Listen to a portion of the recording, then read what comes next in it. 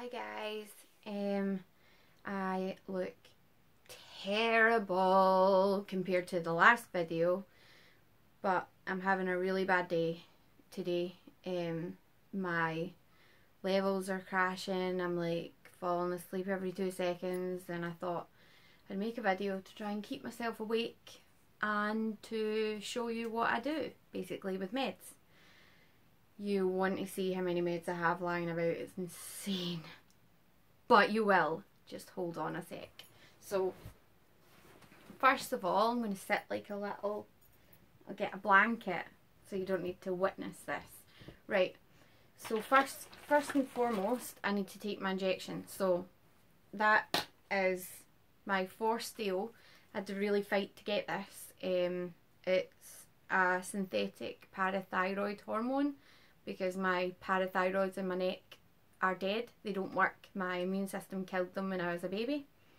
Or in the womb, I don't really know. So, nobody knows. But they're dead.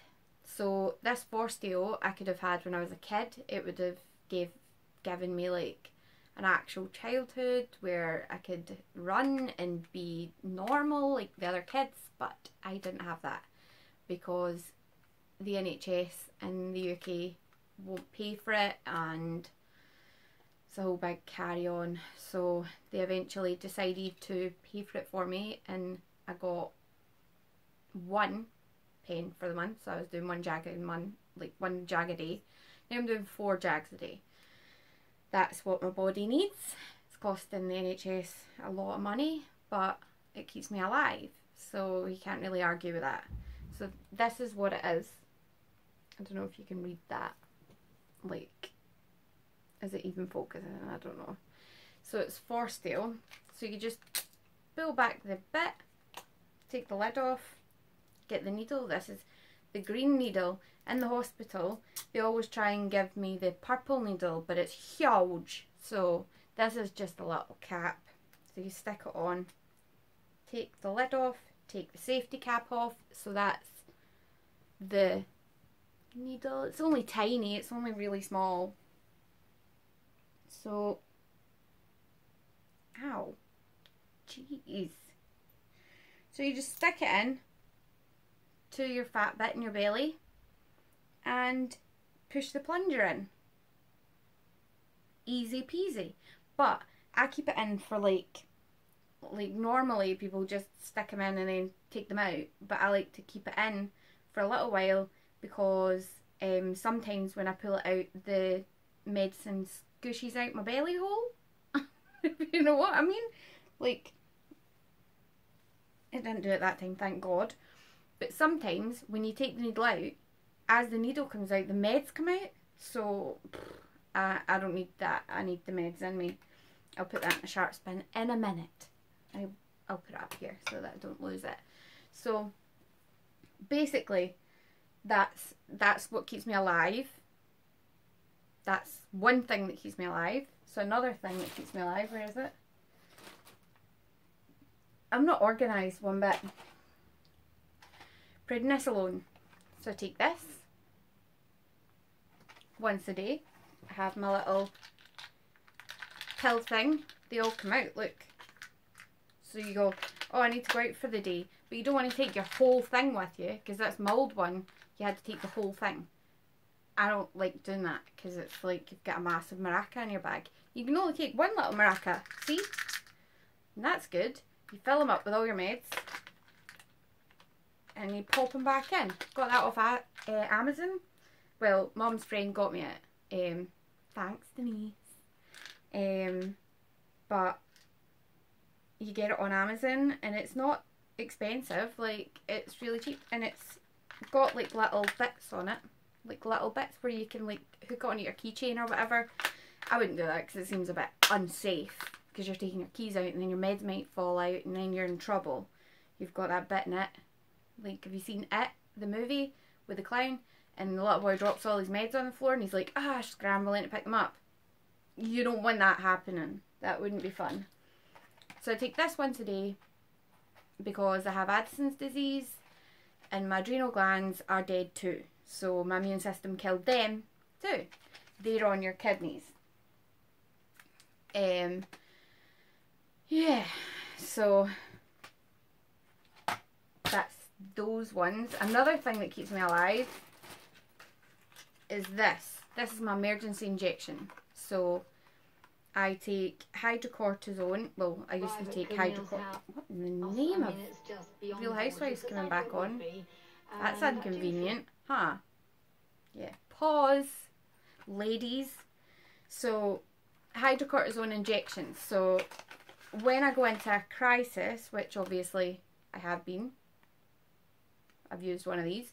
So these are the little vials, and you break one of these off. I won't, because I'll be lying, screaming in agony.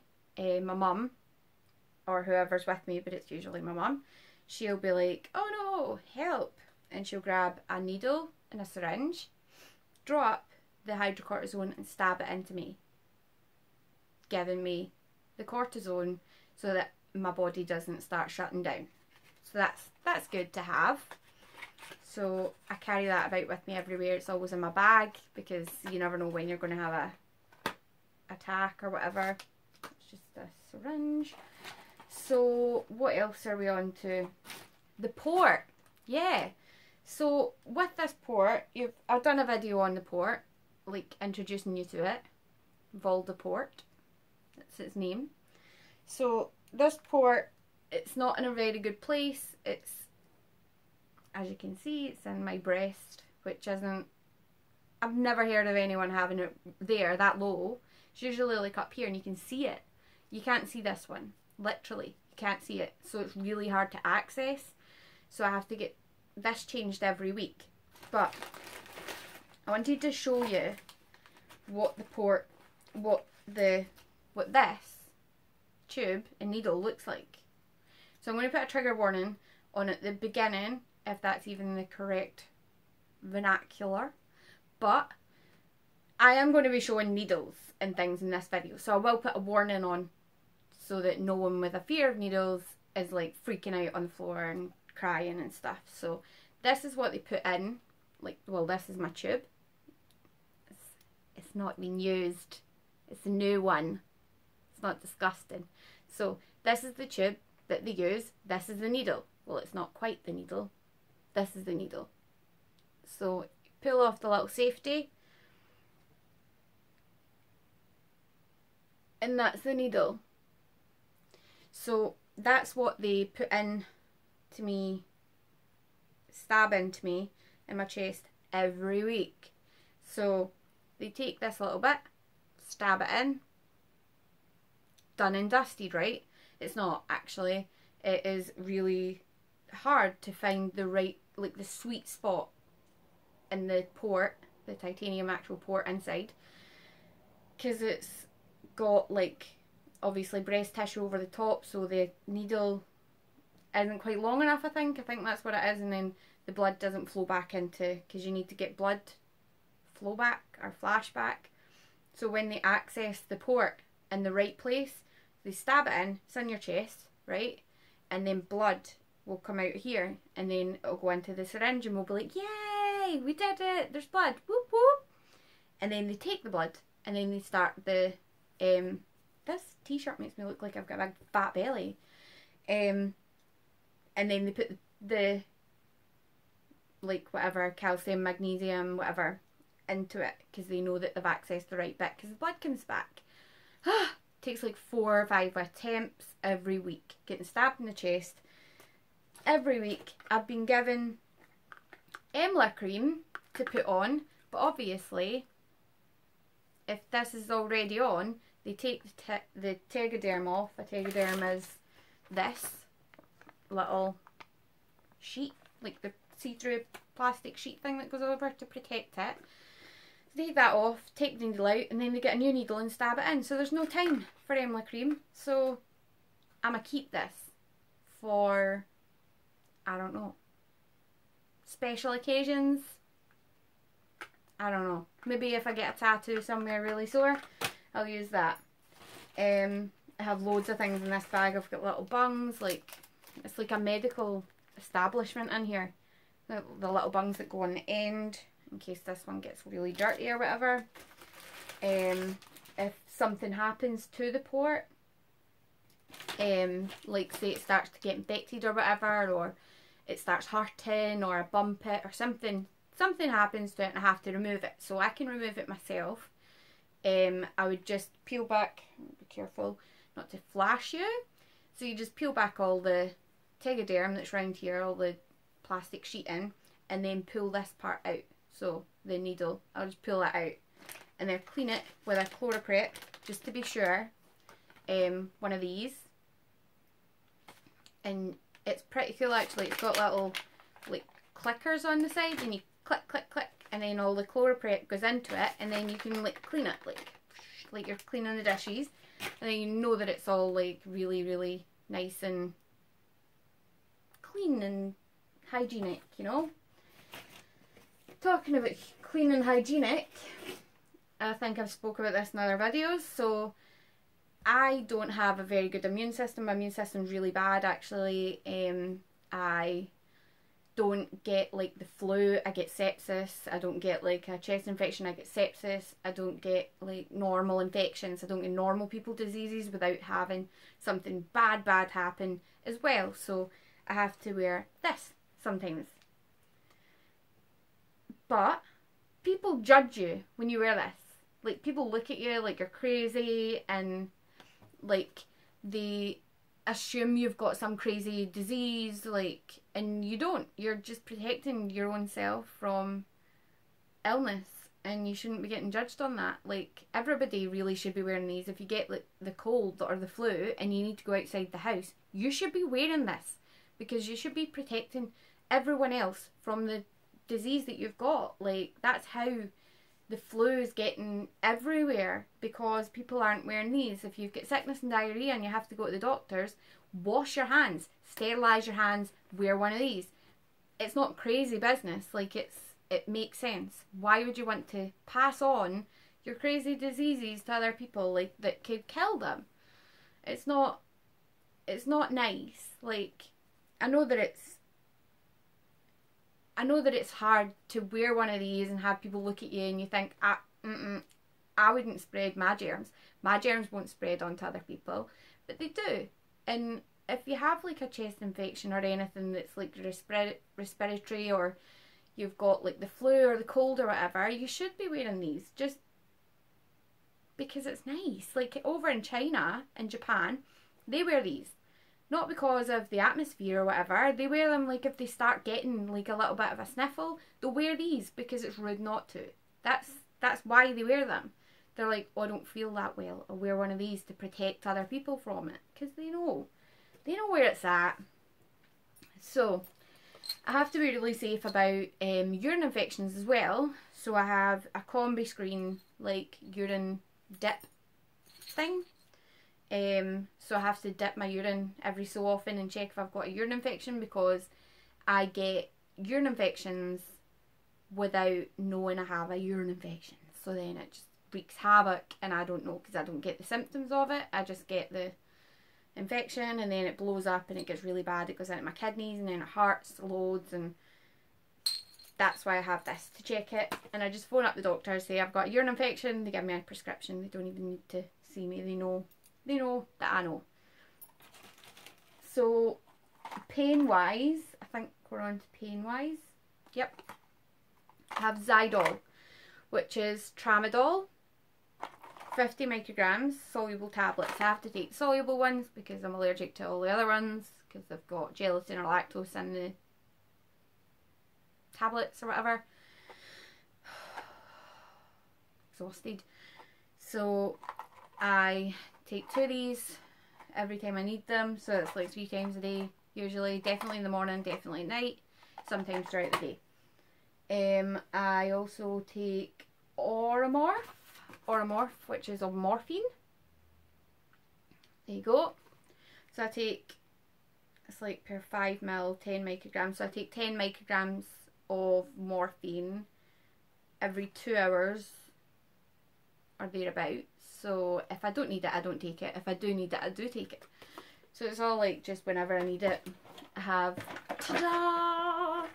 Cocodamol or Solpadol, 3500s. So I take 2 of these 4 times a day. They're dispersible ones, that's why the box is so huge. So I take 4 of them, 2 at a time, so like 8 in a day. Is that right? Yeah, 8 a day if I need them. Definitely in the morning, definitely at night. The morphine definitely in the morning, definitely at night. What else have I got? I have pregabalin, which is 20 micrograms. Splash melt. I don't even know how much I'm on of that. Does it say? Yeah, but it doesn't say the right. So I'm on 5 ml, like in a syringe. So I get the syringe and then I draw it up 5 ml. So that's that. Lyrica. Definitely in the morning, definitely night. So I take that morning and night. I have temazepam, oral solution. Everything you'll notice is like liquids or dispersible because I have allergies to lactose and gelatin.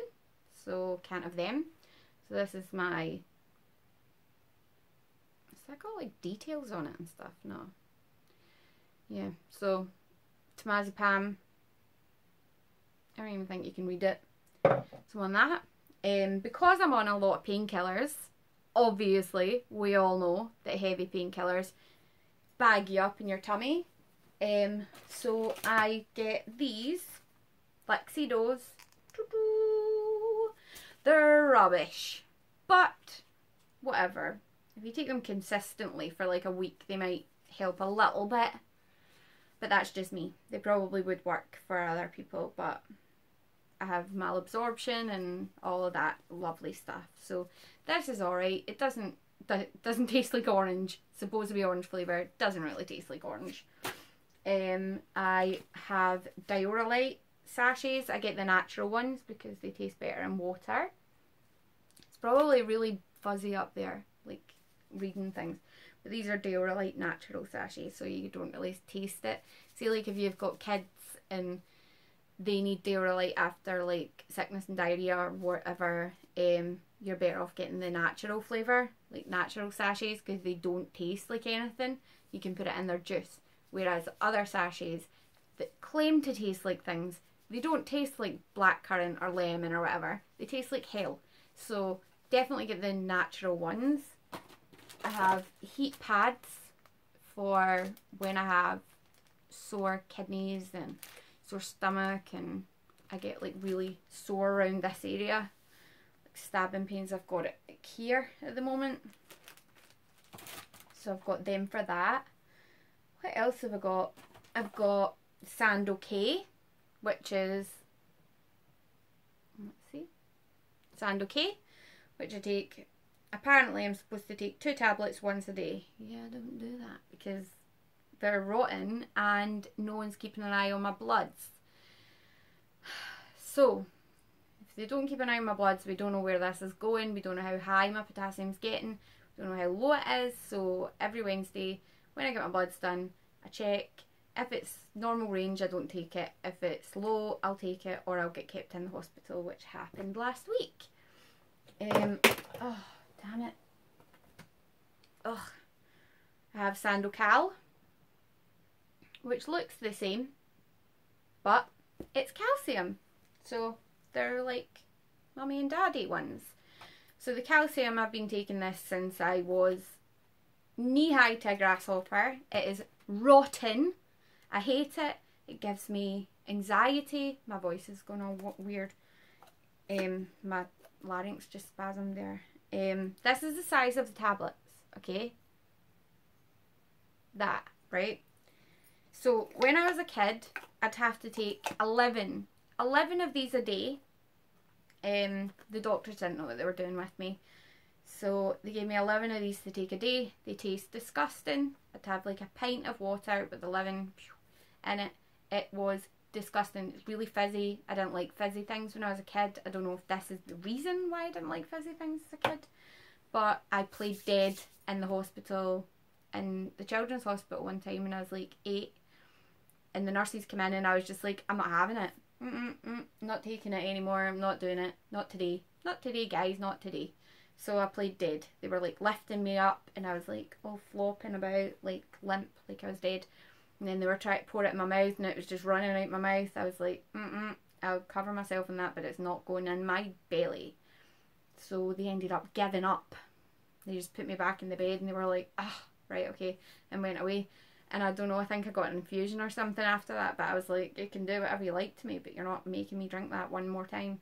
And because of this, I need to be really careful of what I take of this, because I have calcification in my brain and in my kidneys because I took too much of this as a kid.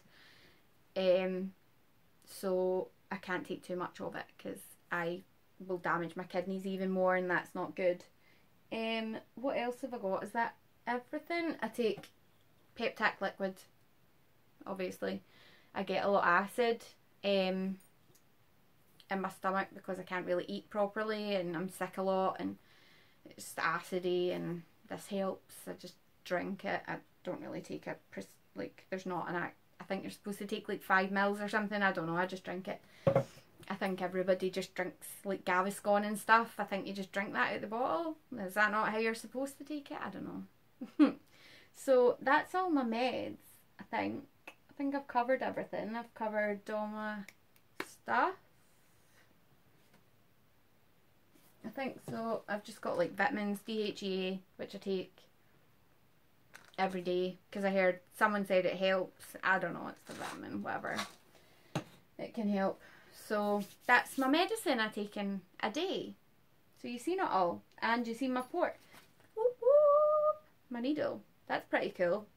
Yeah, so that's everything.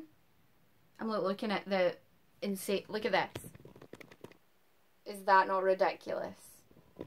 Like, so I am going to go and tidy up this mess that I've made with all of my meds and take some more and try and not fall asleep, because I'm watching Real Housewives of Real Housewives of Beverly Hills from the start to try and, like, just for something to watch, because I'm not really wanting something to get deep into because I'm falling asleep all the time and I've seen them all anyway, so that's what I'm doing.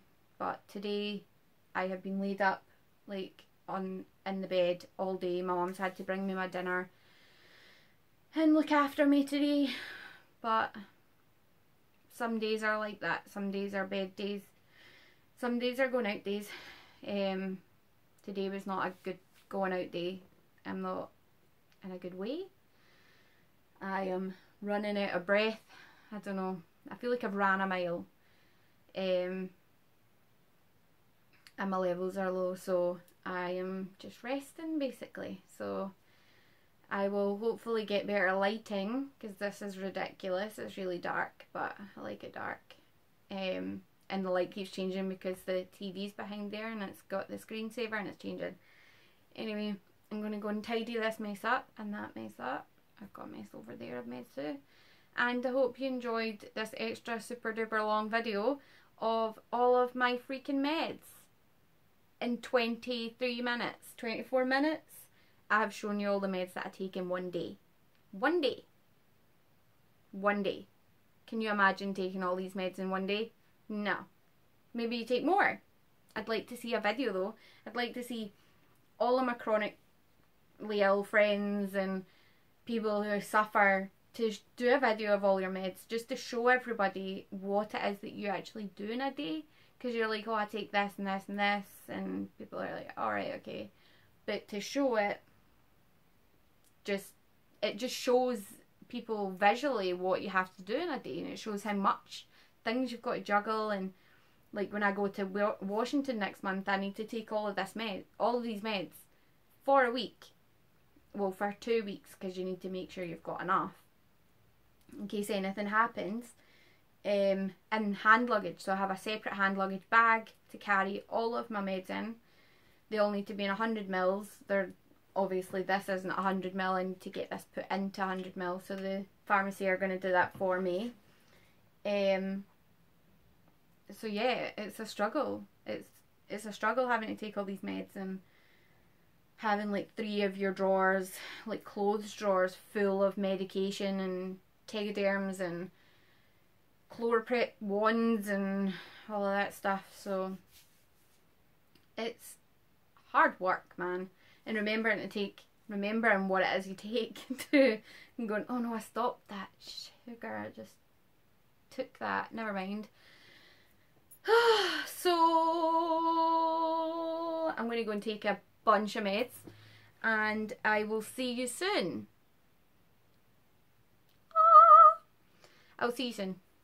Thanks for, if you watched it to the end, thank you. Like, you're awesome, because 25 minutes is a long time. So thank you. Thank you for watching. I'll see you later. Subscribe and do all the things down below, and I'll leave like my links to my social media and stuff down there too.